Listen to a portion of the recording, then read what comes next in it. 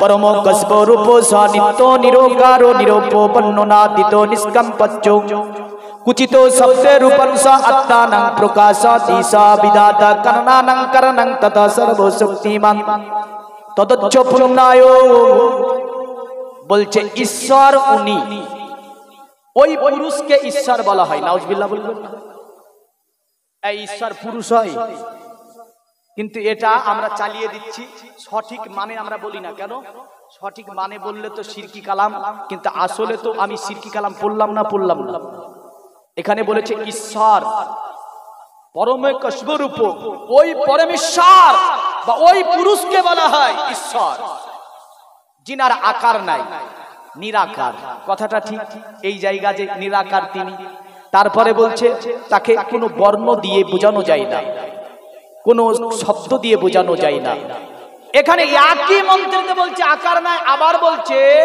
যে উচিত শব্দের রূপংশ আত্মানাং প্রকাশতি আবার কখনো কখনো ঈশ্বর আত্মা রূপে প্রকাশ পায় নাউজুবিল্লাহ বলবেন না তার মানে কি আত্মা রূপে জন্ম নেয় বুঝতে চাইছে এটাই যে ঈশ্বর আত্মা রূপে জন্ম নেয় আচ্ছা ঈশ্বর কি আত্মা রূপে জন্ম নেয়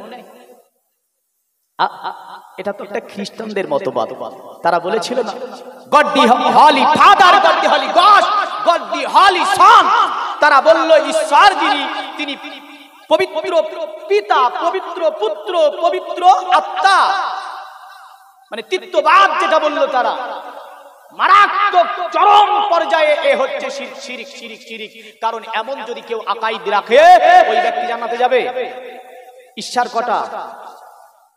ঈশ্বর কটা গো মানে আল্লাহ কটা শরিয়ত হচ্ছে ঈশ্বর বলা হারাম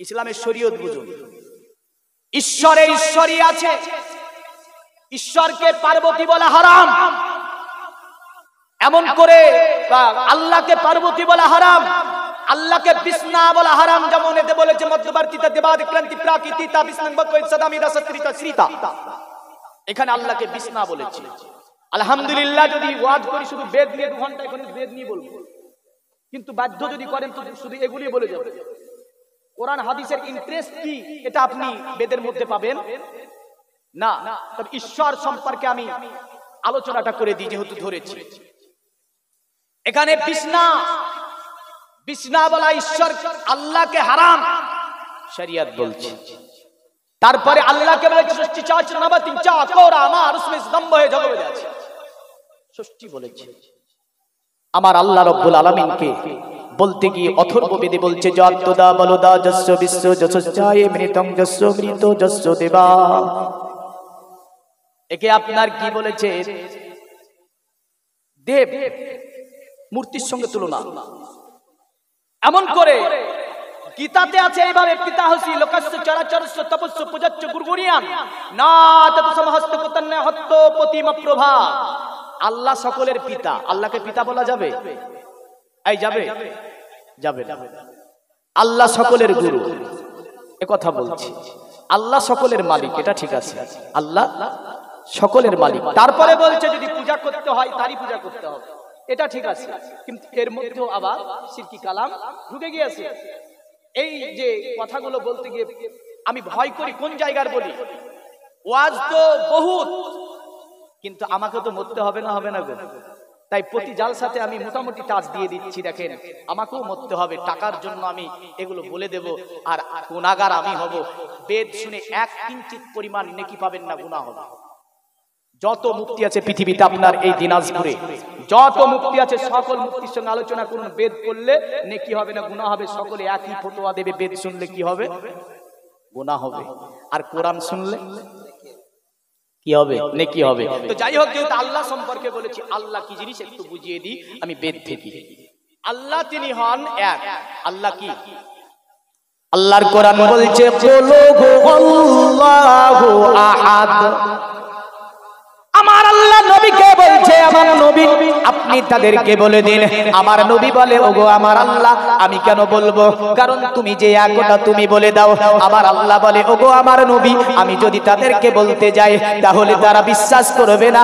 আপনি যদি বলেন তাহলে তারা বিশ্বাস করবে। কারণ আমি আল্লাহ ওয়াহদাহু লা শারীক, আমি তো কাউকে দেখা দেব না, আমি তো কারোর সম্মুখে প্রকাশ হব না। কারণ আমি আপনাকে সম্মুখে রেখে আমি দ্বীনে ইসলামকে জানিয়ে দেব। এমন করে এ আমার নবী শুনে রেখে দিন। আপনি তাদেরকে বলে দিন, আল্লাহ হচ্ছে এক, আল্লাহর কোনো দ্বিতীয় হয় না, আল্লাহর কখনো তৃতীয় হয় না, আল্লাহর চতুর্থ হয় না। মনে রাখবেন, আল্লাহ যদি দ্বিতীয় হতো, যেমন করে আপনার পূর্বে কি হবে, পূর্বের দিকে সূর্য ওঠে, পশ্চিমের দিকে যাওয়ার পরে ডুবে যায়। এখন যদি চারটি আল্লাহ হতো তাহলে বলতে, এতদিন তুই পূর্বে উঠালি, পশ্চিমে ডুবালি, আমি উত্তরে উঠাবো, দক্ষিণে ডুবাবো, ঝামেলা হতো। মেঘ পরিচালনা করে নিয়ে ঝামেলা হতো, প্রাকৃতিক নিয়ম আপনার যে চলছে তা নিয়ে ঝামেলা হতো। 12টা কক্ষপথে চন্দ্র সূর্য গ্রহ তারা চলছে আপন নিয়ম ভাবে আপনার, তা নিয়ে ঝামেলা হতো। কিন্তু বোঝা যায় যে আমার আল্লাহ এক, কারণ আল্লাহর দ্বিতীয় হয় না। এ দুনিয়ার মুমিন মুসলমান, শুধু তাই নয়, আমার আল্লাহর নবীকে জিজ্ঞাসা করলো কোন সমাতে সূরা আলে ইমরানের তাফসীর। কারণ আরবের জাহানে এক সমাতে কাবার মধ্যে 360টি বুত ছিল। এটা শুধু আমাদের কিতাব বলে না, আপনার অধর্ব বেদে আছে কান্নেস্তেতে হতুঙ্গানা, প্রাফান্য দেবতা তং নিয়ামাস্তায় প্রাকিতা নেয়াতা সাবা। এক সময় আরবে কাবার মধ্যে 360টি বুত রেখে মানুষ পূজা করত। কারণ আমবালা, কারণ আমবাক্কা, কারণ আমলানাত, মানাত, হানাত, সানাত, খানাত, জানাত, পানাত ইত্যাদি নামে তারা আপনার এই বুতগুলোর নামকরণ করেছিল। এমন করে তারা এই বুতগুলানের পূজা করত। নিয়ম অনুসারে আব্দুল্লাহ ছেলে মোহাম্মদ কাবা ঘর থেকে সব বুতগুলোকে বের করে দেওয়ার পরে আমার নবী কাবাকে পরিষ্কার করেছে। নারে তাকবীর, নারে সালাত, নারে হায়দারি। দুনিয়ার মুমিন মুসলমান মনে রাখবেন, আল্লাহর নবী মুহাম্মদ সাল্লাল্লাহু আলাইহি ওয়াসাল্লাম তিনি যখন ওই কাবার কাছে গেলেন, কাবাতে এতটি বুত রাখা আছে, ওই বুতের সম্মুখে তারা যাবার পরে মূর্তি পূজা করে, সিজদায় থাকে, এমন করে আপনার তারা মানত করে। আমার নবী একদিন কাবার কাছে গেলেন, যাবার পরে বলছে, এ আরবের মানুষ, কি ব্যাপার তোমরা এইভাবে একে সিজদা করছো, দুধ কলা ইত্যাদি তোমরা দিয়েছো, কিসের কারণে এটা? তারা তাকিয়ে বললে, আব্দুল্লাহ ছেলে মোহাম্মদ, এগুলো হচ্ছে আমাদের মাবুদ। আমার নবী বললেন, এতই তো মাবুদ হতে পারে না, মাবুদ তো একজনই হবে, তোমার আলাদা মাবুদ, ওর আলাদা মাবুদ, ওর আলাদা মাবুদ তো হয় না। তখন তারা আপনার বিপদগামী হলো, উত্তর দিতে সক্ষম হলো না। এক বাক্যে বলল, আব্দুল্লাহ ছেলে মোহাম্মদ, তুমি যে আল্লাহর উপাসনা করো, আমরা ওই আল্লাহকে পাওয়ার জন্য, ওই আল্লাহর কাছে যাওয়ার জন্য, ওই আল্লাহকে পাওয়ার জন্য এগুলোকে আমরা কি করেছি, এগুলোকে অনুসরণ করি আমরা সবে, এগুলোর ইত্তেবা করে আল্লাহকে আমরা পেতে চাই। ওই সময় সূরা আলে ইমরানের আয়াত আমার আল্লাহ নাজিল করলেন, কুনতুম তুহিব্বুনাল্লাহা ফাত্তাবিউনি ইউহিব্বুকুমুল্লাহ ওয়া ইয়াগফির লাকুম যুনুবাকুম আল্লাহু গফুরুর রহিম। এ নবী তারা বলেছে ওগুলোর অনুসরণ করে তারা আল্লাহকে পেতে চায়। আপনি তাদেরকে বলে দিন, তারা যদি আল্লাহর সান্নিধ্য লাভ করতে চায়, আল্লাহর নৈকট্য লাভ করতে চায়, আল্লাহর ইত্তেবা করতে চায়, অথবা আল্লাহর সঙ্গে প্রেম প্রীতি ভালোবাসা মহব্বত করতে চায়, তাহলে ফাত্তাবিউনি, তারা ওগুলোর অনুসরণ না করে তারা যাতে আপনার অনুসরণ করে। হে নবী, আপনার যদি অনুসরণ তারা করে নিতে পারে, আমি আল্লাহ আমাকে তারা পেয়ে যাবে, আর আমাকে তারা পেয়ে গেলে তাদের জীবনের সব গুনাহগুলিকে আমি আল্লাহ মাফ করে দেব। সুবহানাল্লাহ। এ দুনিয়ার মুমিন মুসলমান, সূরা বাকারা এমন করে সূরা আলে ইমরানের আয়াত দেখুন, আমার আল্লাহ রাব্বুল আলামিন তিনি বলছেন, আল্লাহু লা ইলাহা ইল্লাহু। জোরে বলুন সুবহানাল্লাহ। প্রতিটা অক্ষরে শুনবেন তো 10টা করে লিখি। এর বিপরীত বেদ আনবো, যেহেতু কথা দিয়েছি আমি আনবো বলেছি। এই আল্লাহ সম্পর্কে ইনশাআল্লাহ আমি এনে দেব। তবে দেখেন, দুটি কোরআনের আয়াত আগে এই মর্মে শুনে নেন। আমার আল্লাহ বলছে, আল্লাহ হচ্ছে এক, আল্লাহর কোনো আর দ্বিতীয় নাই, আল্লাহ ছাড়া অন্য কারো ইবাদত করা যাবে না, আল্লাহ ছাড়া অন্য কাউকে ইলাহ মানা যাবে না। জোরে বলেন। তিনি চিরজীবী, মানে তাকে কখনোই মৃত্যু স্পর্শ করতে পারে না। অন্যদেরকে যিনি অধিষ্ঠিত করে রেখেছেন তিনি হচ্ছে আমার আল্লাহ। জোরে বলেন। অতঃপর আল্লাহ বলছে লা তাখুযুহু সিনাতু ওয়ালা নাওম। আর আল্লাহ যিনি তাকে তন্দ্রা নিদ্রা কিছুই স্পর্শ করে না। জোরে বলবেন সুবহানাল্লাহ। তাকে তন্দ্রা নিদ্রা কিছু স্পর্শ করতে পারে না। শুধু তাই নয়, দুনিয়ার মুমিন মুসলমান, এই মর্মে যদি আমরা বেদের মধ্য থেকে এই মর্মে কিছু মন্ত্র আমরা দেখতে যাই, আল্লাহ কটা, যদিও কোন জায়গায় বলেছে আল্লাহর বিভিন্ন নাম, কারণ আমরা দেখতে পাই মুসলমান আল্লাহকে এক মেনেছে। বাদ বাকি দুনিয়ার জমিনে যত ধর্মের মানুষ আছে, যেমন করে আপনার খ্রিস্টানরা তৃতীয়বাদে বিশ্বাস করে, তিনটি আল্লাহ বলে। যেমন করে আমরা যাকে ঈসা বলি তারা বলে যিশু, ওকে আল্লাহ বলে। আমরা যাকে মেরি বলি, আমরা যাকে মারিয়াম বলি, তাকে তারা বলে মেরি মানে আল্লাহ মানে ওকে। আমরা যাকে আল্লাহ বলি তারা তাকে গড বলে। তবে গড বলা সম্পর্কে শরীয়ত বলছে আল্লাহকে গড বলা হবে না, কারণ এর দ্বিতীয় শব্দ গডের শব্দটি ব্যবহার হয়েছে, এই কারণে আল্লাহকে গড বলা যাবে না। এই দুনিয়ার মুমিন মুসলমান আর এই যে আপনার খ্রিস্টানরা, এদের কথাটাকে ধরলো পারসিক জাতি। পারসিক জাতিরা বললো তোমরা আল্লাহকে তিনটি বলেছো, আল্লাহ তিনটি নয়। বললো আল্লাহ তাহলে কটি তোমরা বলো। পারসিকরা বলো দুটি। কটা? পারসিকদের কাছে আল্লাহ কটা? দুটা। তো খ্রিস্টানরা বলছে দুটা কি করে?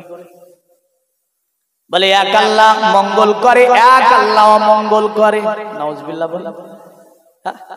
ওরা বলছে এক আল্লাহ মঙ্গল করে আর এক আল্লাহ কি করে? অমঙ্গল করে।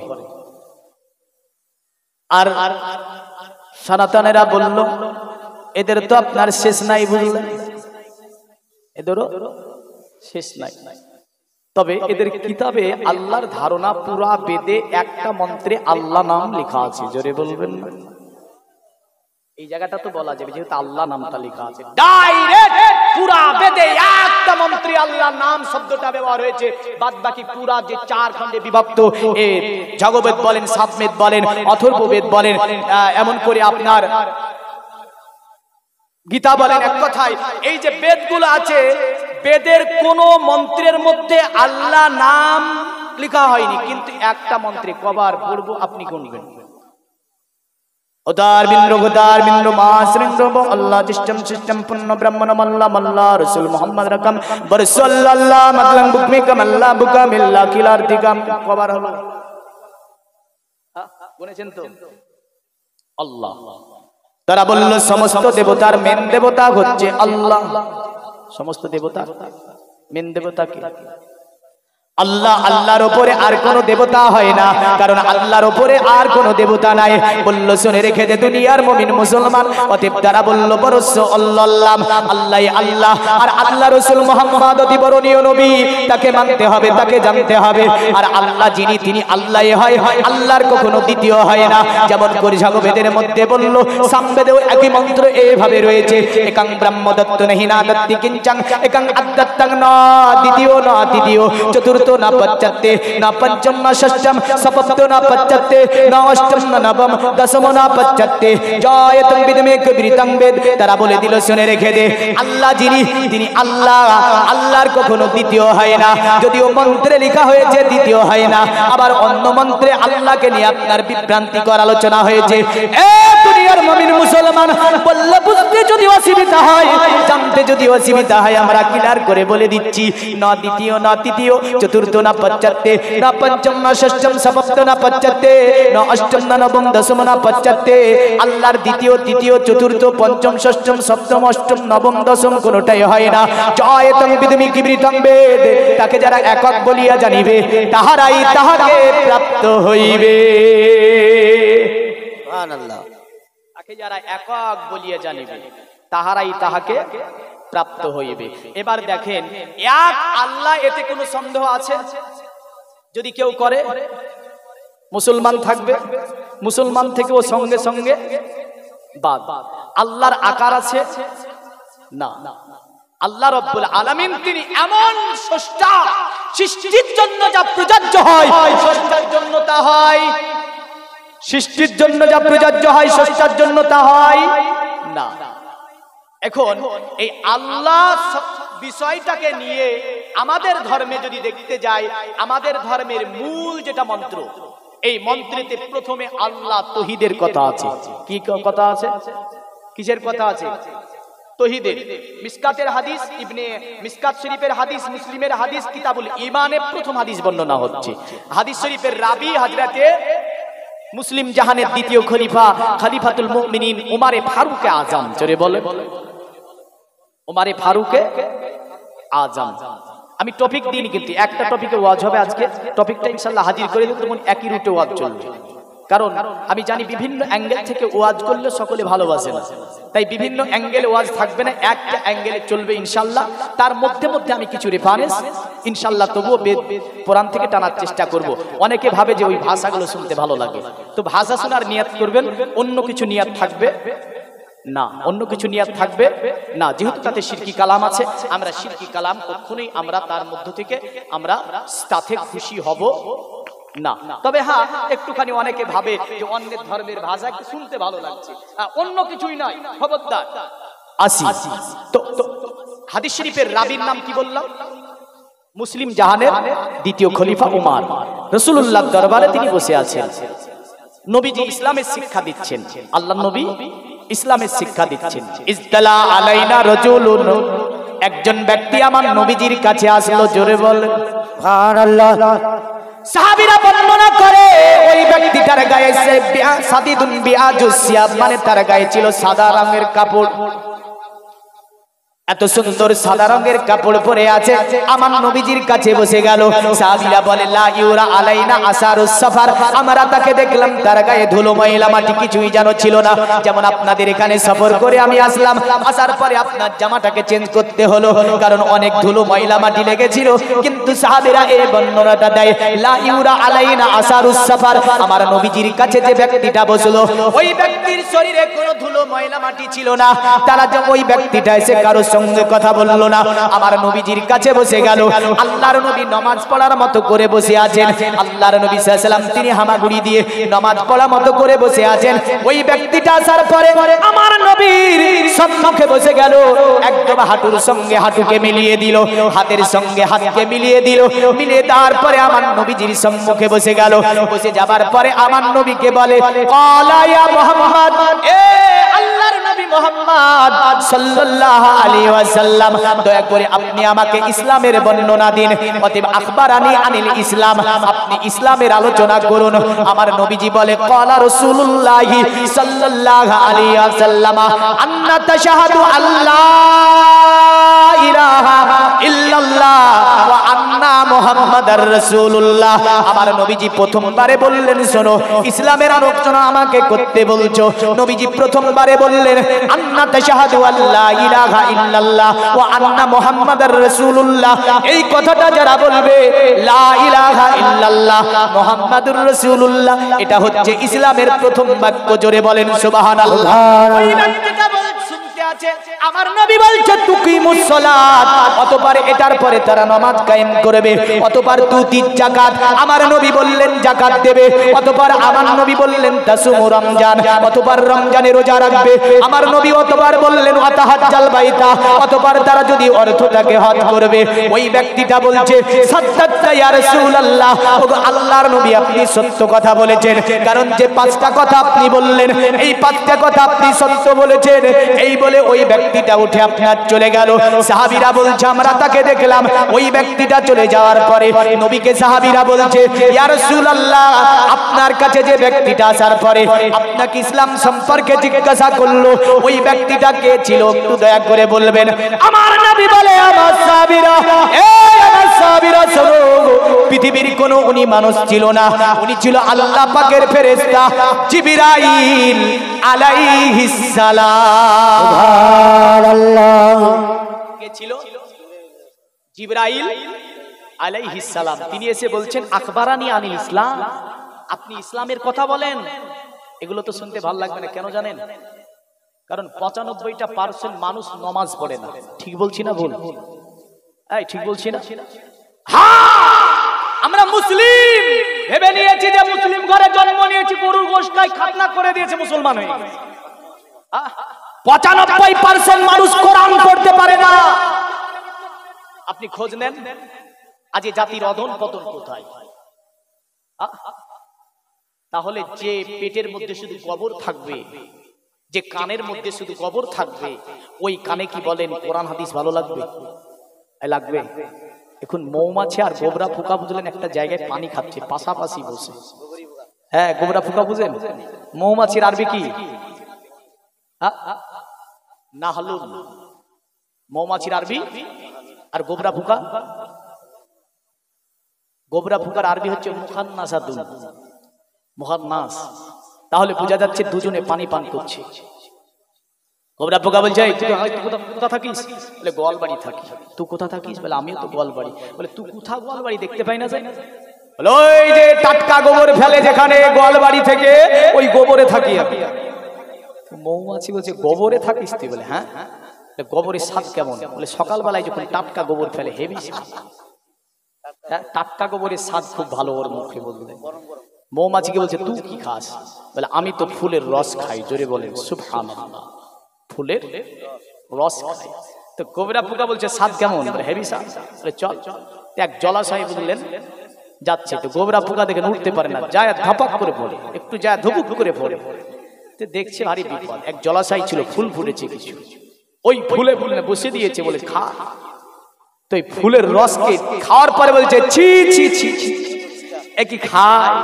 মানে গোবরা পোকার মুখে মধুর স্বাদ লাগে না।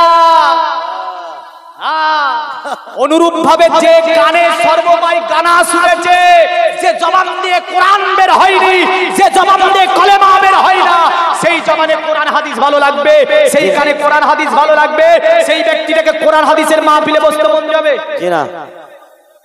ও গোবরা পোকার মতো হয়ে গেছে। দেখছে মৌমাছি, দেখছে তাজ্জুব ব্যাপারে, এত সুন্দর স্বাদ এই মধু, তাও বলে ছি ছি ছি। এক লাখ ওই জলাশয়ের পানিতে পড়ে গেছে, চুবড়ে ধরে আছে। বলে থাক দেখি কতক্ষণ থাকতে পারিস, মধুর স্বাদ পাস না তো? পেটকে ভরে পানি খেয়েছে, একদম এক লাত মেরে যখন উপরে তুলে এক লাত মেরেছে, তুলে ও একবার উগরাল। আবার এক ফুলে বসিয়েছে, তো ফুলে যখন বসিয়েছে এবার খেয়ে বলছে একটু স্বাদ পেয়েছি। কি বলছে? একটু স্বাদ পেয়েছি। ওই দেখেন না, আল্লাহকে চিনতে পারেনি, আল্লাহর গুণকীর্তন করেনি, সারা জীবন ধরে স্টাইল। আর একটা ভালো গাড়ি পেয়েছে, এক স্টার্ট দিয়েছে, দাঁত মুখ ভেঙে আল্লাহ। আরে যখন আল্লাহ বলার দরকার ছিল তখন বলিস, যখন আল্লাহ বলা দরকার ছিল তখন তুই বলিস নই। গোবরা পোকার মধ্যে লাত মেরে ফেলেছে, তারপরে বলেছিস। হ্যাঁ না? একটু স্বাদ পেয়েছি বললেন। দেখছে মৌমাছি কাজ হবে, আর পানিতে পড়ে গেল বুঝলেন। পরপর 3 বার ডুবোডুবি দেওয়ার পরে গোবরা পোকা বুঝি স্বাদ লেগেছে, বলে হা লেগেছে, এতক্ষণে স্বাদ হয়েছে। এই মুসলমানের উপরে যখন আল্লাহ ডুবোডুবি আসবে, ডুবোডুবি যেদিন আল্লাহ দেবে, সেই দিনে কোরআনের কথা মনে পড়বে, হাদিসের কথা মনে পড়বে। জোরে বলে পড়বে না? পড়বে না?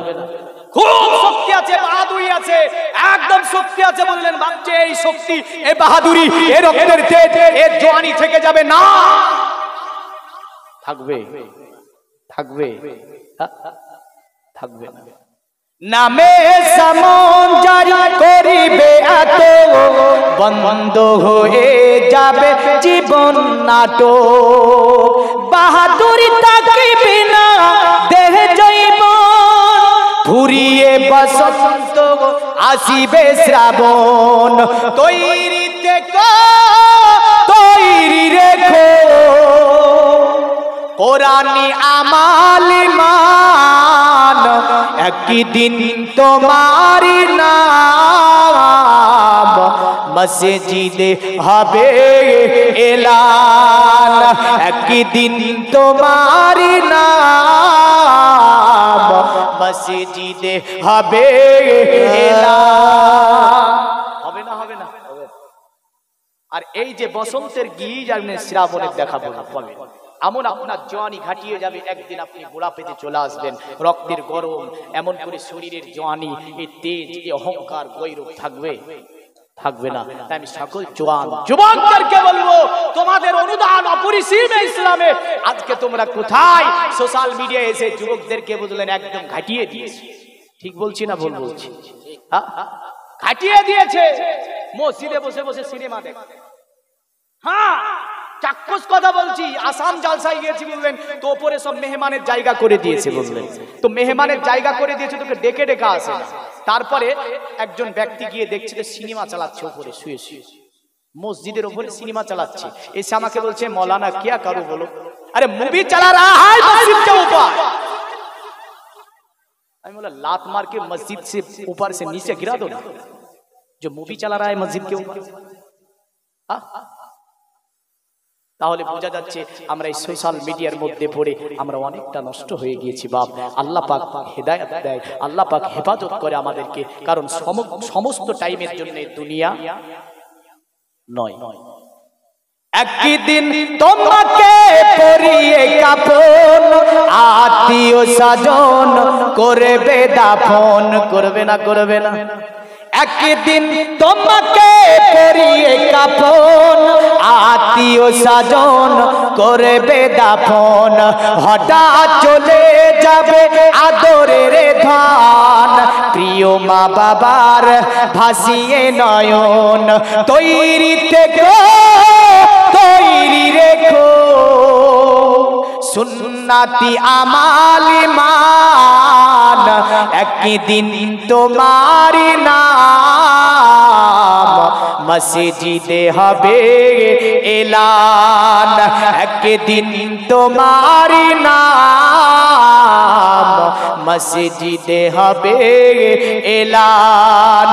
তৈরি থেকো তৈরি রেখো কবরে মান সমান, একদিন তোমার নাম মসজিদে হবে এলান। আল্লাহুম্মা সাল্লি আলা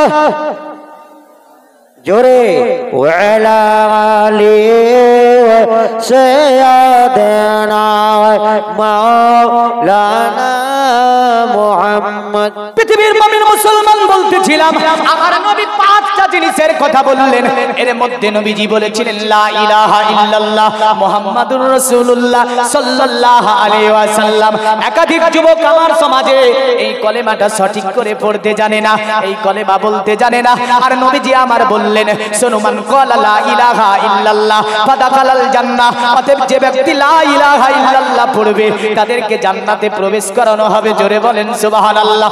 এই দুনিয়ার মুমিন মুসলমান, এই জান্নাত এমন একটা জায়গা তৈরি করেছে আমার আল্লাহ পাক। পৃথিবীর জমিনে যত ধর্মের মানুষ থাকুক না কেন, হিন্দু জৈন খ্রিস্টান দলিত আদিবাসী থেকে নিয়ে পৃথিবীতে 3000-এর অধিক ধর্ম, আপনি কালকে পরীক্ষা করবেন, সব ধর্মের মানুষের কাছে যাবেন, যাবার পরে বলবেন বলো তো তুমি মরার পরে কোথায় যেতে চাও? বলবে স্বর্গে যেতে চাই আমি।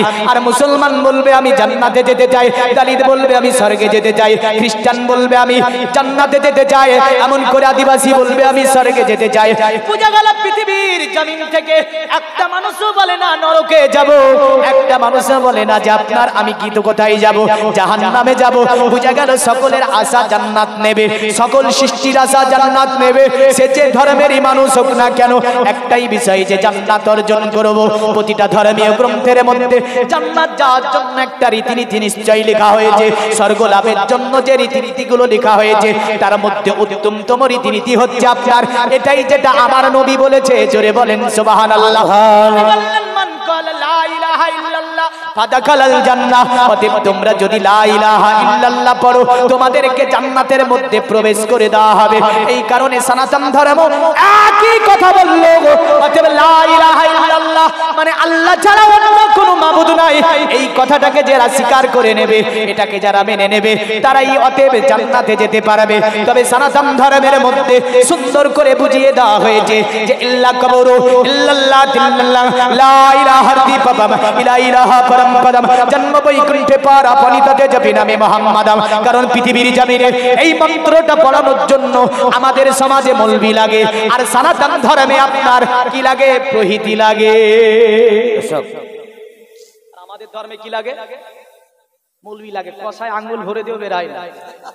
ঠিক না ভুল? কিছু কিছু, সকলকে বলছি না। যাবার পরে কষা আঙুল ঢুকিয়ে দেয় তবু বের হয় না, কেন জানেন? আমার আল্লাহ বলে, বান্দা তোর জবানে তালা মেরে দিয়েছি, কারণ আমার হাবিবকে আমি কথা দিয়েছি যারা মৃত্যুর সময় এই নাম জপতে জপতে আসবে আমি আল্লাহ তাকে জান্নাত দেব। আমার হাবিবকে কথা দেওয়া আছে, আমি কখনোই হাবিবকে কথা দিয়ে আমি আল্লাহ তা তো খেলাফ হতে পারে না। আর তুই সারা জীবন নামাজ পড়লি না, রোজা রাখলি না, হজ করলি না, যাকাত দিলি না, এমন করে দিন ইসলামের খিদমত বান্দা করলি না, আর তুই আজকে কালেমা পড়ে জান্নাতে যাবি, এটা তো হতে পারে না।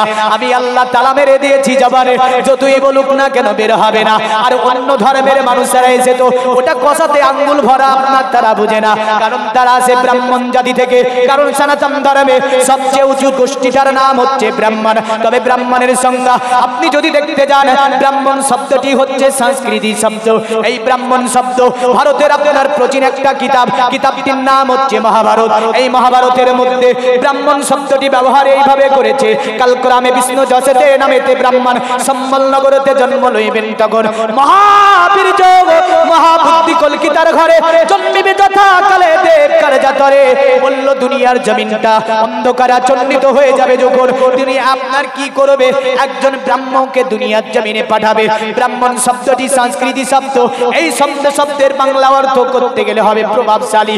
এই শব্দের বাংলা অর্থ হয় প্রভাবশালী। আর যদি আরবি করা হয়, আরবি হবে কুরাইশ, মানে প্রভাবশালী গোত্রে আসবে। তবে বেদের দ্বিতীয় সংজ্ঞা এইভাবে আছে, ব্রাহ্মণ তাকে বলা হয় পৃথিবীর জমিনে যে ব্যক্তিটা আল্লাহর ইবাদতে নিজেকে মনোনিবেশন করে দিল, ওই ব্যক্তিটা হবে ব্রাহ্মণ। এরা খুব চালাক হয়, বুঝলেন? ব্রাহ্মণরা খুব চালাক। তো ওদেরও মৃত্যু সজ্জিত ব্যক্তিকে একটা মন্ত্র পড়াতে হয়। কি পড়াতে হয়? মন্ত্র পড়াতে হয়। কি? ওই যে মন্ত্র। মানে কি যদি বুঝে নাই জিজ্ঞাসা করলে বিপদ আছে না? বলে ঢোলের বাড়িটা জোরে মারবে, চতুর্দিকে দাঁড়া আছে, শুনতে যাতে না পায়। শুনতে যদি পায় তাহলে তো মানে জিজ্ঞাসা করবে। আর ঢোলের বাড়িটা বেশি পড়ে মোহাম্মদ আমি দাম করে মারবি, এতে নামটা বুঝতে না পারে। কারণ নামটা যদি বুঝে নাই তাতে জিজ্ঞাসা করবে, মুসলমানও মোহাম্মদ বলে, তুমিও তো মোহাম্মদ বলবে।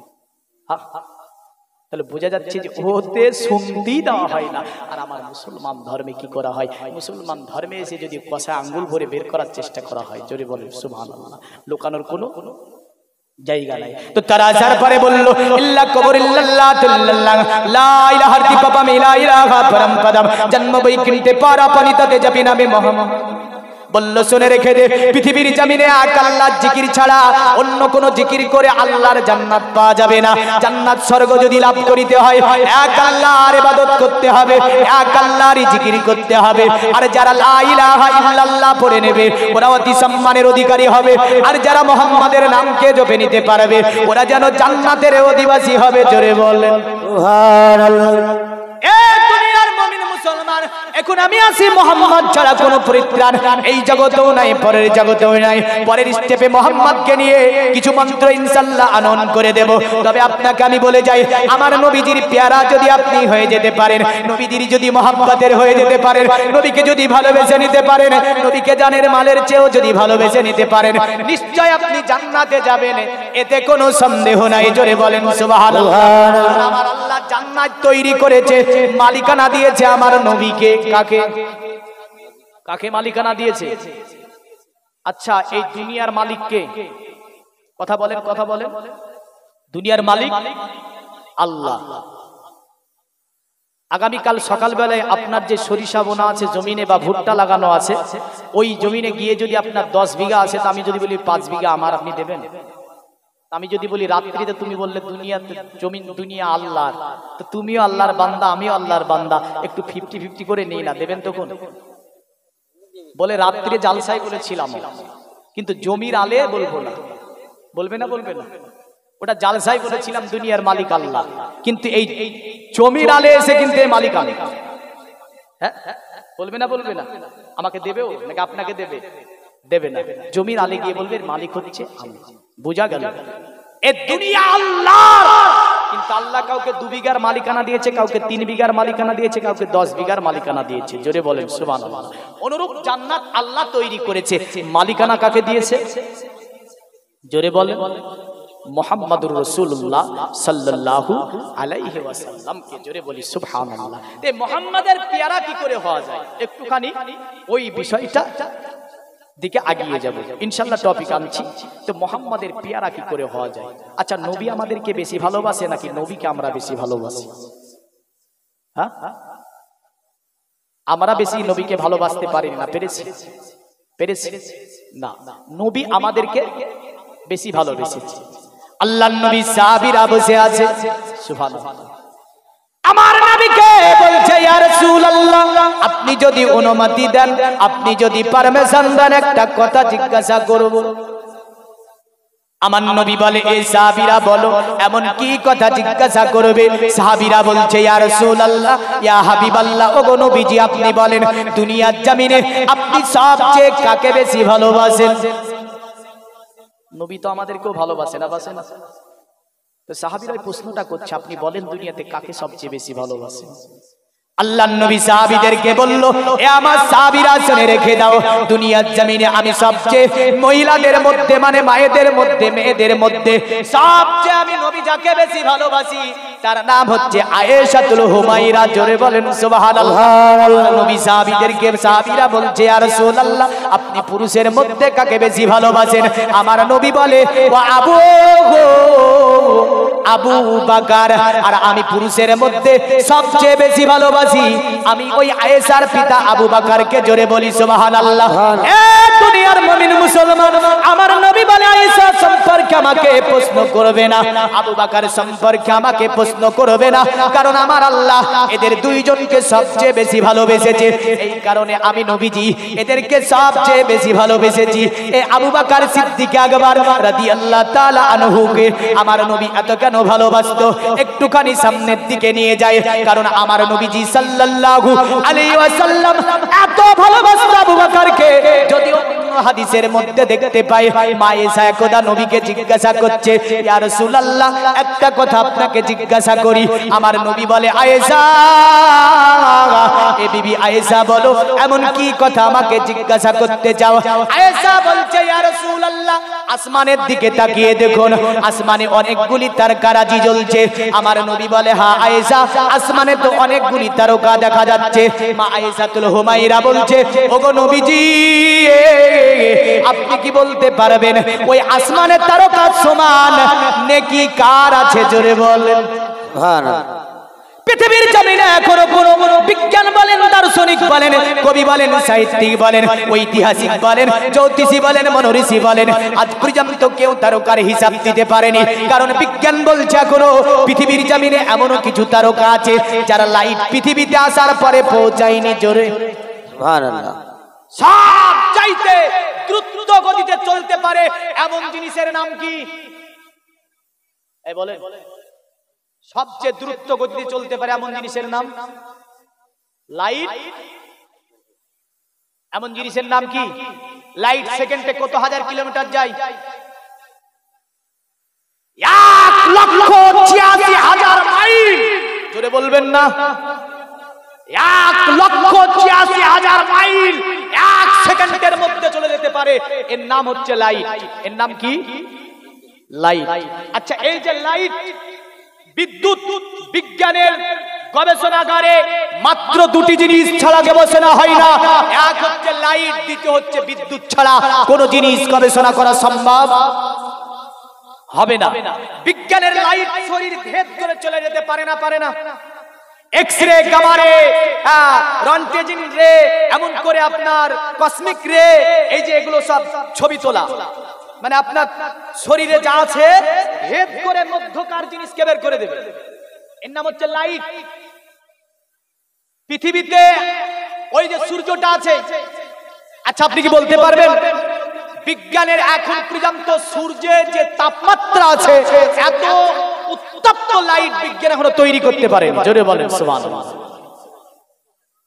সূর্যের লাইট, যে লাইটের কাছে হার মেরেছে সেটা কোন লাইট? সেটা হচ্ছে মুহাম্মাদের লাইট। জোরে বলবেন না? বিজ্ঞানের লাইট শরীরের মধ্যকার হাড়টি ফেটে গেলে এক্স-রে করে দেখিয়ে দিতে পারে, কিন্তু মনে রাখবেন বিজ্ঞানের লাইট মানুষের অন্তরকে আলো করতে পারে না, আর মুহাম্মদ সাল্লাল্লাহু আলাইহি ওয়াসাল্লামের লাইট মানুষের জীবন কালো করে দেয়। একদম আপনার অন্তরের গভীর স্থানে গিয়ে পুরো জীবনটাকে আলোকিত করে দেবে যে লাইট, সেটা হচ্ছে মুহাম্মদ সাল্লাল্লাহু আলাইহি ওয়াসাল্লামের লাইট। আর নবীজির লাইটের কাছে সব লাইট এই কারণে হার মেনেছে। মায়েশা বলছেন এই কথা, এই কারণে এটা নিয়ে আসলাম, কারণ বৈজ্ঞানিক আলোচনা যদিও আমি করিনি, মায়েশা থেকে একটা হাদিস এইরকম বর্ণনা হয়েছে। মায়েশা বলছে, শোনো, মায়েশা বলছে আমি নবীজিকে দেখেছি। নবীজিকে দেখেছে না দেখেন? কত বছর বয়সে বিবাহ হয়েছে? মাত্র 7 বছর। জোরে বলেন কত বছর? 7 বছর। মায়েশা বলেন, শোনো, 7 বছর বয়সে নবীজির জীবন বিবাহ বন্ধনে গিয়েছি, 9 বছর বয়সে জীবন সংসারে, আর 18 বছর বয়সে নবী পাক আমার দুনিয়া থেকে তিরোধান করছেন। দীর্ঘ 9 বছর জীবনে ছিল। জোরে বলেন। প্রখর রৌদ্র, নবীজি হাঁটছে, মায়েশা দাঁড়িয়ে আছেন। মায়েশা দেখছেন আমার নবীজি চলে যায়, যেন আসমানের সূর্যে এত রৌদ্র আমার নবীজির যেন ছায়া তৈরি করতে পারে না। জোরে বলেন সুবহানাল্লাহ। পৃথিবীর মুমিন মুসলমান, বোঝা গেল আসমানের সূর্যের সবচেয়ে তাপ। এমন করে এমন লাইট পৃথিবীতে কোনো বিজ্ঞান জন্ম দিতে পারেনি। বিজ্ঞান তো গবেষণা করে তাজ্জুব হয়ে গেছে।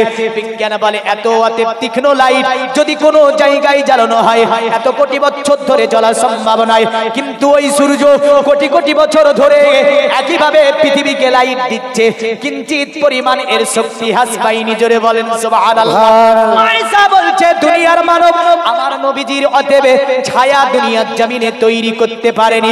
সূর্যের লাইট পর্যন্ত, দুনিয়ার অন্য লাইট তো দূরের কথা, আমার নবীজির অতএব সূর্যের লাইটও আমার নবীর ছায়া তৈরি করতে পারেনি। এই নবীজি সাল্লাল্লাহু আলাইহি সাল্লাম তিনি আপনার জিজ্ঞাসা করেছে, মায়েশা আসমানে তারকার সমান নাকি কার আছে? আমার নবী বলে, আয়েশা, এ বিবি আয়েশা, হঠাৎ করে তুমি আমাকে এমন কেন প্রশ্ন করলে? মায়েশা বলছে, ইয়া রাসূলুল্লাহ, মনে একটি কৌতূহল হলো, কারণ রাত্রিতে নবীকে নিয়ে, আল্লাহর নবীকে নিয়ে মায়েশা একটা জায়গাতে আরাম করছিলেন, কারণ স্বামী এমন করে স্ত্রী কথাবার্তা চলছিল। মা আয়েশা বলছেন, ওগো নবীজি, মনে একটা কৌতূহল হলো যে আসমানে তারকার সমান নাকি কার থাকতে পারে? আমার নবী বলে, আয়েশা, এ আয়েশা, আসমানে তারকার সমান নেকির কথা আমাকে জিজ্ঞাসা করো। এ আয়েশা শোনো, আসমানে যতটা তারকা আছে তার চেয়ে বেশি নেকি আছে আমার সাহাবী হযরত উমর ফারুকের। জোরে বলেন সুবহানাল্লাহ। আয়েশার মনটা খারাপ হয়ে গেল, কারণ বড় বুদ্ধিমতী চালাক চতুর মহিলা ছিল দুনিয়ার জমিনে, এত বুদ্ধিমান ছিল। তিনার আইডিয়া ফেল হওয়ার জন্য তিনি একটু লজ্জিত হয়ে গেলেন। নবী হতে অন্যদিকে মুখকে ঘুরিয়ে নিলেন। আমার নবী বলে, আয়েশা, কি ব্যাপার, মন কেন খারাপ হয়ে গেল? মনটি কেন তোমার মলিন, মুখটা মলিন হয়ে গেল? আমার নবীকে বলে, ইয়া রাসূলুল্লাহ, মনে মনে যেটা চিন্তা নিয়েছিলাম, যেটা আমি মনে মনে ভেবে আপনাকে প্রশ্ন করেছিলাম, ওই প্রশ্নের জবাবটা আমি পাইনি। আমার নবী বলে, আয়েশা, এ আয়েশা, কি মনে মনে চিন্তা নিয়েছিলে? আয়েশার মনের ধারণা এটাই ছিল, এই জায়গাতে নিশ্চয় আমার পিতা আবু বকরের নাম বলবে, আর আমি আয়েশা শুনে বড় খুশি হব, আমি আয়েশা বড় শুনে তৃপ্তি পাবো, কারণ আমার পিতার নামখানা রাসূলুল্লাহ বলবে। কিন্তু বিপরীত হয়ে গেল, উমরের নামখানা যেই জায়গাতে নবীজি করে দিয়েছে। আমার নবী আয়েশা ভাবনা বুঝতে পেরেছে। নবীজি বলে, আয়েশা, তুমি আমার দিকে তাকিয়ে দেখো। আয়েশা আপনার আমার নবীর দিকে তাকিয়েছে। আল্লাহর নবী বলছে, আয়েশা, এ আয়েশা, তুমি তোমার পিতা আবু বকরের কথা বলো। এ আয়েশা, আবু বকরের কথা আমার সম্মুখে এমন করে কেন তুমি বলো? কারণ আবু বকর সম্পর্কে এমন প্রশ্ন আমাকে করিও না আয়েশা, কারণ আবু বকরের যদি মাত্র একটা রাত্রির নেকি এক পাল্লাই চাপিয়ে দেওয়া হয়, আর আবু বকরের যদি অতএব উমরের সারা জীবনের নেকি যদি বিপরীত পাল্লাই দেওয়া হয়, আমার আবু বকরের নেকির পাল্লাটা ভারী হবে। নারে তাকবীর, জোরে বলো, নারে তাকবীর, নারে সালাত, নারে হায়দারি। ওলি আল্লাহ যেখানে, আমরা থাকবো সেখানে। দুনিয়ার নবীর মুসলমান মায়েশার মনে কৌতূহল হলো যে আমার পিতাকে এত নেকি কোন রাত্রিতে দিল। মা আয়েশাকে নবীজি বলেছিল 622 খ্রিস্টাব্দের রাত্রিতে আমি নবী যখন মক্কা থেকে মদিনায় হিজরত করে, আবু বকর আমার সামনে, আবু বকর আমার পিছনে, আবু বকর আমার ডানে, আবু বকর আমার বামে, এই করে যে আমি নবীজি আমার খিদমত করেছিল। আল্লাহ পাক এত নেকি দিয়েছে, উমরের সারা জীবনের চেয়ে বেশি নেকি আমার আবু বকরকে আল্লাহ দিয়েছে। জোরে বলেন সুবহানাল্লাহ। বোঝা গেল পৃথিবীতে নবীর খিদমত করে যে নেকি পাওয়া যায় ওই নেকি নামাজে পাওয়া যায় না। নবীর তাজিম করে যে নেকি পাওয়া যায় ওই নেকি হজে পাওয়া যায় না।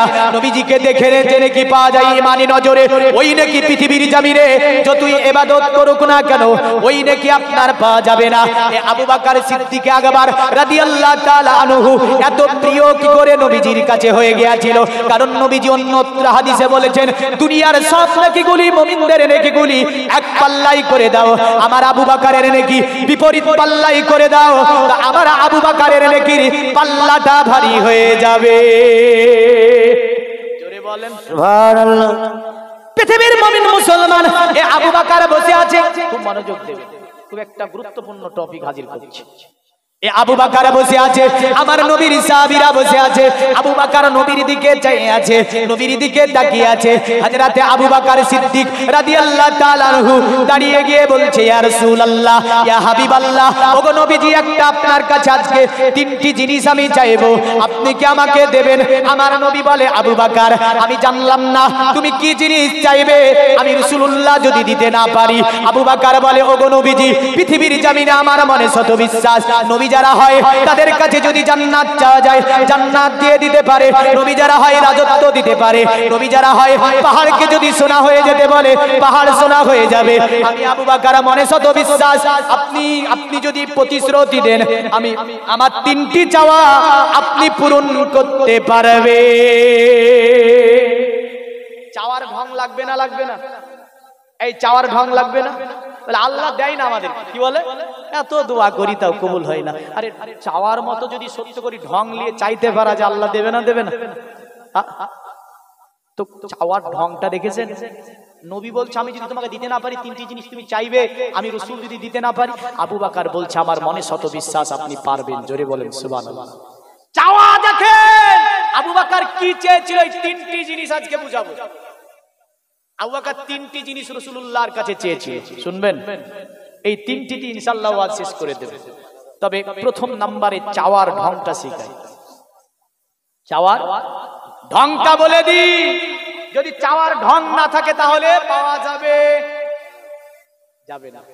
অনেকে বলছে পাই না, কোন কবিও বলেছে কথা, খোদা তোমার ডাকিতে জানি না,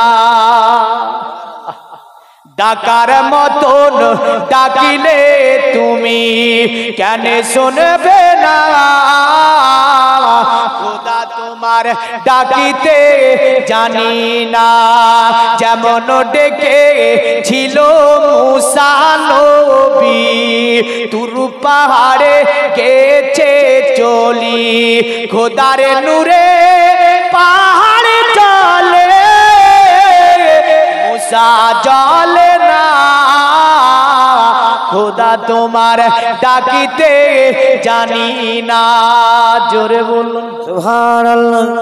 যেমন ডেকে ছিল ইব্রাহিম নবী, ডেকেছে না ডাকেনি? কোথায়? নমরুদের আগুনে। যেমন ডেকে ছিল ইব্রাহিম নবী নমরুদের আগুনে পড়ি, আগুন হলো ফুল বাগিচা পশম জলে না,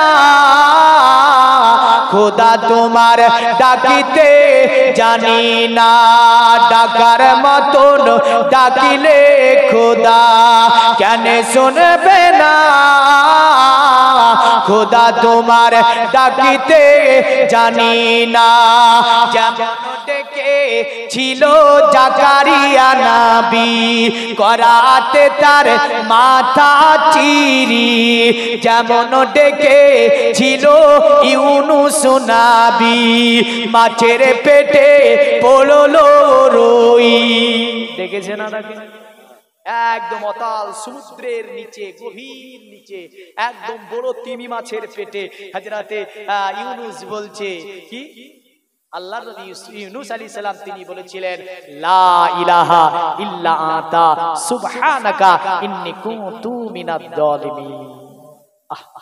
আরে যেমন ডেকে ছিল জাকারিয়া নবী করাতে তার মাথা চিরি, যেমন ডেকে ছিল ইউনুস নবী মাছের পেটে পড়লো রই, হুকুম খোদার পড়লো রই, হজম হলো না খোদা তোমার ডাকিতে জানি না, ডাকার মতন ডাকিলে তুমি কেন শুনবে না, খোদা তোমার ডাকিতে জানি না।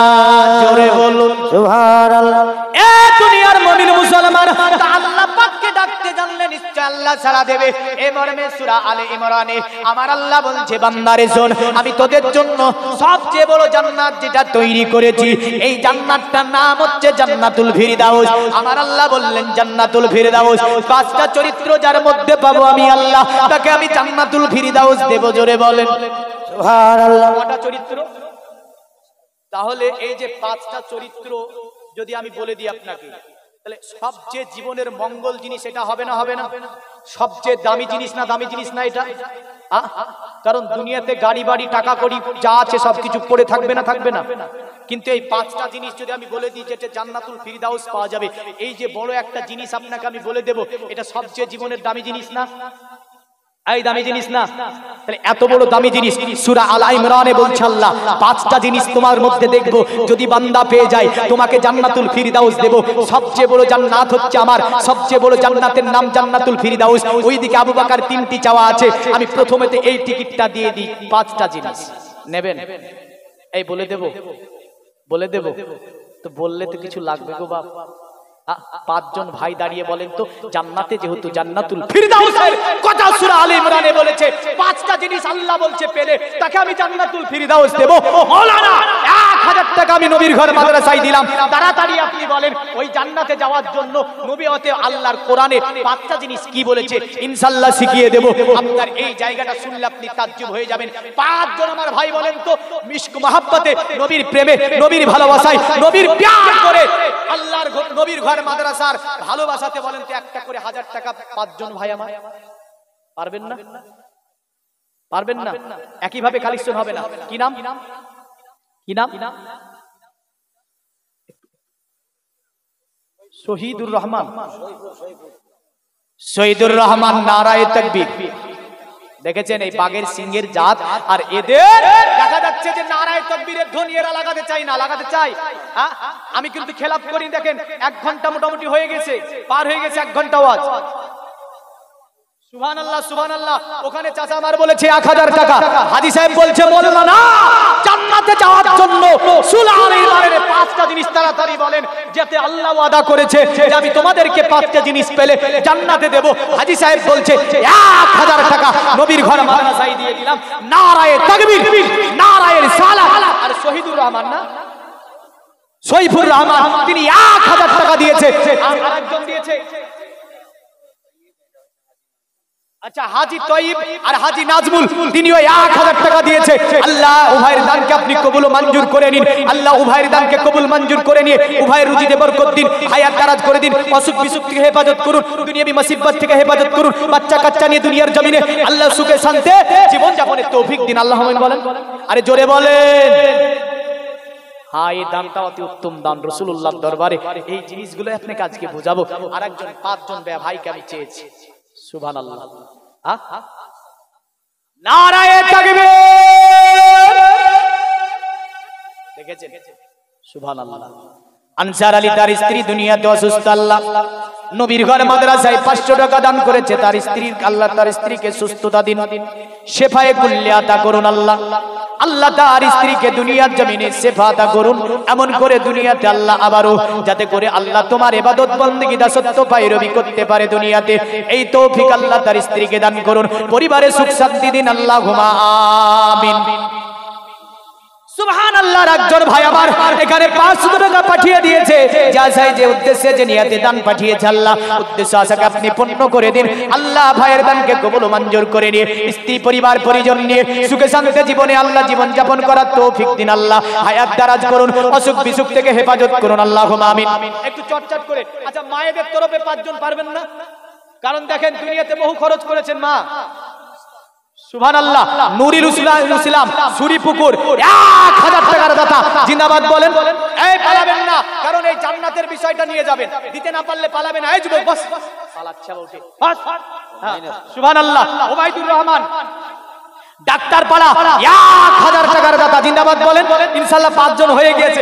এই মায়েরা একটু পারবেন না গো, আপনারা একটু বলে দেন তো, কারণ আপনাদের অনুদান যদি দেখতে যাই ওই আমরা যদি দেখতে পাই উহুদের ময়দানে ওই অনুদানটাও বলবো আপনাদের কি অনুদান ছিল। মা নিজের বাচ্চাকে তীরের সম্মুখে ঢাল বানিয়ে দিয়েছিল, তীর এসে লাগে তো বাচ্চাকে লাগে, মা রাসূলুল্লাহকে বলেছিল হে নবী আপনার জন্য এই বাচ্চাকে আমি শহীদ করে দেব, আপনাকে তীর লাগতে দেব না। জোরে বলেন সুবহানাল্লাহ। আর এদের আরেকজন ভাই বেনামে 1000 টাকা পাঠিয়ে দিয়েছে, আল্লাহ যে আশা যে উদ্দেশ্যে পাঠিয়েছে দান, এই দানকে আল্লাহ আপনি কবুল ও মঞ্জুর করুন। আর একজন 500 টাকা পাঠিয়েছে দান, এই দানকে কবুল ও মঞ্জুর করুন। এই মায়েদের তরফে একটা খাতা নিয়ে যান তো, লিখে দেব ওরা, জান লিখে দেবে, অনেকে 1000 টাকা করে লিখে দেবে। এই বাচ্চারা একটা খাতা নিয়ে যাও তো, কারণ ওরা তো আসতে পারবে না, যারা পারবে দিয়ে দেবে, আর নতুবা লিখে দেবেন মা, পরে পাঠিয়ে দেবেন মাদ্রাসাতে, কারণ আপনাদের অনুদান কি আছে ইনশাআল্লাহ বলে যাব, কথা দিয়েছি। তবে উভয়ের জন্য 5টা জিনিস যদি থাকে ইনশাআল্লাহ ওই ব্যক্তি জান্নাতুল ফিরদাউস লাভ করবে। জোরে বলেন, আরো জোরে বলেন। তাহলে 5টা জিনিস বলে দেব, বলবো বাপ। জান্নাতুল ফিরদাউস কি জানেন? যার পদদেশ দিয়ে 4টি নদী আপনার প্রবাহিত হয়েছে। জোরে বল সুবহানাল্লাহ। একটা হচ্ছে মধুর নদী। জোরে বল সুবহানাল্লাহ। সুবহানাল্লাহ। সুরিপাড়া থেকে সালেহা খাতুন মৃত বাবার নামে 1000 টাকা দান করেছে। যোগ্য কন্যা বাবা দুনিয়াতে রেখে গিয়েছে, বাবার জন্য নবীর ঘর মাদ্রাসায় 1000 টাকা দান করেছে। আল্লাহ এই মেয়ের দানকে আপনি কবুল করে নিয়ে তার পিতার কবরখানাকে জান্নাতের টুকরা বানান। সকলে বলুন।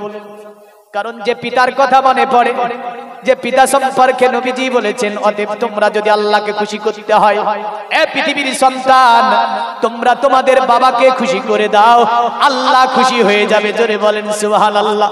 একজন সাহাবী দাঁড়িয়ে গিয়ে বলছেন ওগো নবীজি আমার পিতা দুনিয়াতে নাই, আমার মাও দুনিয়াতে নাই। আমার নবী বললেন সাহাবী তোমার মা বাবা নাই? বলে না।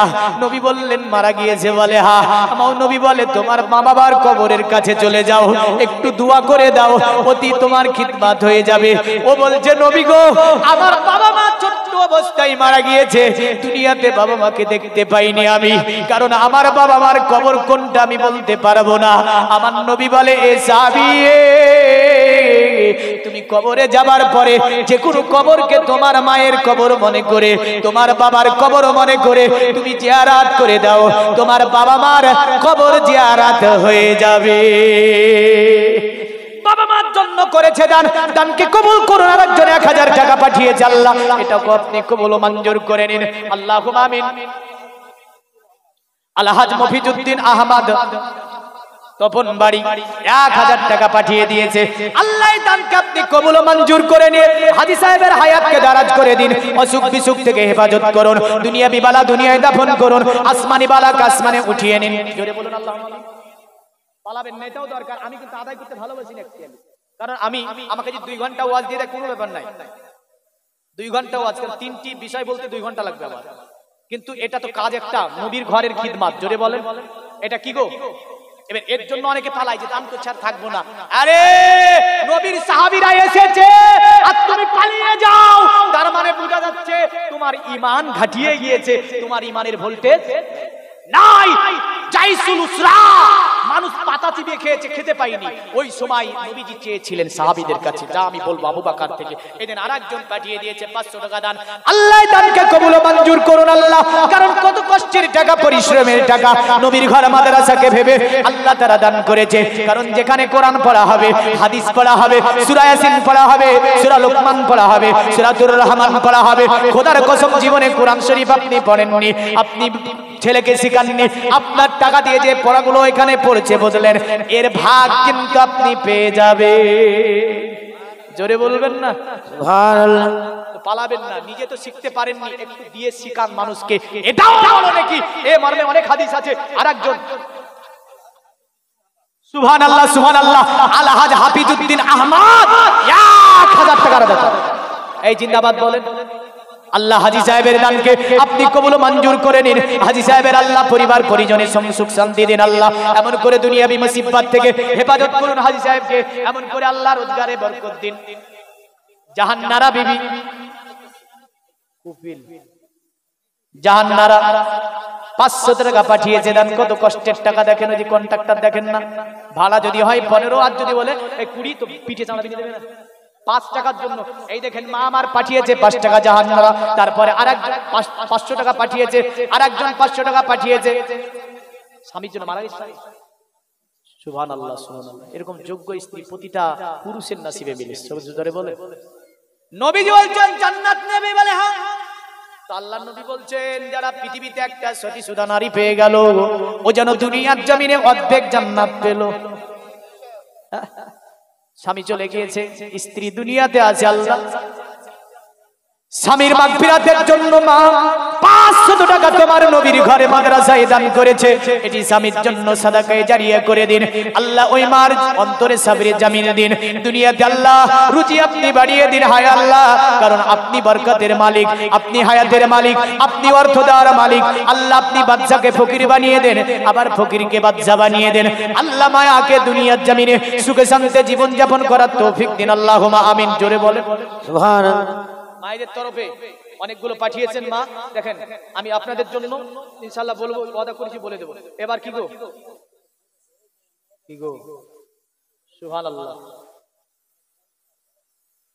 এই দেখেন এর মধ্যেও যে মেয়েদের কাফন কটা, হযরত হাওয়া রাদিয়াল্লাহু তাআলা, হাওয়া আলাইহিস সালাম, তিনি দুনিয়ার জমিনে যখন এসেছিলেন 5টা পাতা পরিধান করে এসেছিলেন। কটা? কি গাছে? 3 গাছে। এই 5টা পাতা পরিধান করে এসেছিলেন। এই কারণে মেয়েদের কাফন হবে কটা? 5টা। আর ছেলেদের কেন? কারণ 3টি নিয়ে এসেছিল আর 3টি নিয়ে যেতে হবে। একদিন আমাকে জিজ্ঞাসা করছে কি জানেন, যে শীষ নবীর স্ত্রীর নাম কি জিজ্ঞাসা করেছিল? এই কাগজে লিখে শীষ নবীর স্ত্রীর নাম কি? আচ্ছা বলে সিনাবান লাগে লুঙ্গি, লুঙ্গি আবার আচ্ছা আচ্ছা আচ্ছা লুঙ্গি বলে, হ্যাঁ দেওয়া লাগবে। কারণটা হচ্ছে বর্তমানে এটা ফিতনা হয়েছে একটা, কারণ একটা জামাত বলেছে যে নারীরও যেটা কাফন পুরুষেরও তরা কাফন, সিনাবান এমন করে যেটা লুঙ্গি বলছে ওটা দেওয়া লাগবে না। এটা একটা যদিও বলেছে সোশ্যাল মিডিয়ার মধ্যে পাকা মিথ্যা কথা, পাকা ভুল কথা, পাকা আপনার এটা জালিয়াতি কথা। তো যাই হোক 5টা কাফন, সিনাবন্ধ লাগবে, লুঙ্গিও লাগবে, সমস্ত মিলিয়ে ওড়না লাগবে, এমন করে আপনার তার সঙ্গে কামিজ লাগবে, হ্যাঁ মাথাবান যেটাকে বলছি, হ্যাঁ এ নিয়ে 5টা কাফন অবশ্যই তাকে পুজিয়ে দিতে হবে। আমি আসি যেই দিকে ছিলাম এর মধ্যে, এগুলো অ্যাকচুয়ালি শেষের দিকে দিতে হয়। কখন দিতে হয়? এই বিষয়গুলি শেষে আলোচনা করতে হয়। এর মধ্যে যে হয়ে গেছে কিছু মনে করছি না, এবার বলে দেব। 5টা জিনিস শুনবেন না? সুবহানাল্লাহ। আব্বাস আলী এলান বাড়ি নাকি এলান কুড়ি 50 কিলো আল্লাহ গম দান করেছে নবীর ঘর মাদ্রাসায়। জোরে বলেন সুবহানাল্লাহ। আমার আল্লাহ বলে শোন বান্দা, তুই যদি আমাকে এক দিস তোকে 70-এর অধিক দেব। জোরে বলেন। সরিষা কয় কিলো করে ফেলি আমরা জমিনে? 2 কিলো। আল্লাহ যদি 2 কিলো ফিরিয়ে দেয় ফেলবেন? জীবনে ফেলাবি না। ফেলবে না। আল্লাহ বলে বান্দা 2 কিলো ফেলেছিস, কুইন্টাল কুইন্টাল তোকে আমি দিয়ে দেব। দেখেন না গম 20 কিলো ফেলেছে, আমার আল্লাহর ঘর নবীর ঘর মাদ্রাসায় 50 কিলো দান করেছে, আমার আল্লাহ নিশ্চয়ই তাতে দ্বিগুণ বরকত দেবে। জোরে বলেন সুবহানাল্লাহ। আল্লাহ আপনি তার খেতে খামারে বরকত দিন, হায়াতকে দারাজ করুন, দুনিয়াবি মুসিবত থেকে হেফাজত করুন। চাচা আমার বসে আছে, বড় কষ্টের টাকা, ভাবছে যে দেব কি দেব না, দেব কি দেব না। শেষের দিকে দেখলো বিবি বাচ্চার জন্য, সংসারের জন্য অনেক খরচ করেছি, নবীর ঘর মাদ্রাসার জন্য মৌলানা চেয়েছে 500 টাকা পকেটে আছে, দিয়ে দিয়েছে। আল্লাহ দানকে কবুল করে নিয়ে এটি তার জন্য নাজাতের কারণ বানান। আল্লাহ সুখে শান্তি জীবন যাপনের তৌফিক দিন, অসুখ বিসুখ থেকে হেফাজত করুন। কাল কিয়ামতে নবীজি শাফাআত নসিব করে জান্নাতুল ফিরদাউস নসিব করে দিন। সকলে বলুন আল্লাহুম্মা আমিন। দুনিয়ার মুমিন মুসলমান, আমার নবীজি সাল্লাল্লাহু আলাইহি ওয়াসাল্লামের হাদিসে এরকম আছে, নবীজি বলে ফাজাআলাল মা ও ইউফাবিরু আসিবাতুহু কাইফাল ইউন। আমার আল্লাহ বলে হাবিব আপনার 4টি আঙ্গুলের ডগাতে আমি আল্লাহ পাক জান্নাতুল ফিরদাউসের 4টি নদীর ঝর্ণা লাগিয়ে দিয়েছি। জোরে বলেন সুবহানাল্লাহ। নবী আমার ইচ্ছা করলে দুনিয়া থেকে জান্নাতে সারাবান তোহরা পান করাতে পারে, নবী ইচ্ছা করলে আপনার